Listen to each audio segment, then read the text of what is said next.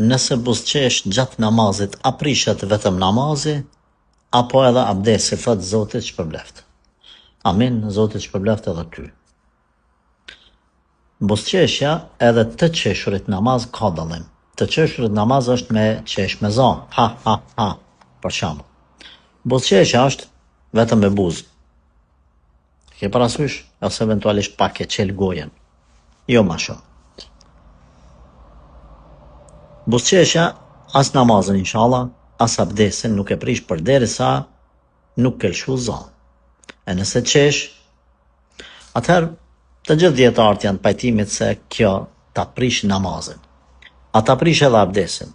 Imam Ebu Hanife shtrëngon këtë meselë hala ma shumë, thot edhe abdesin ta prish.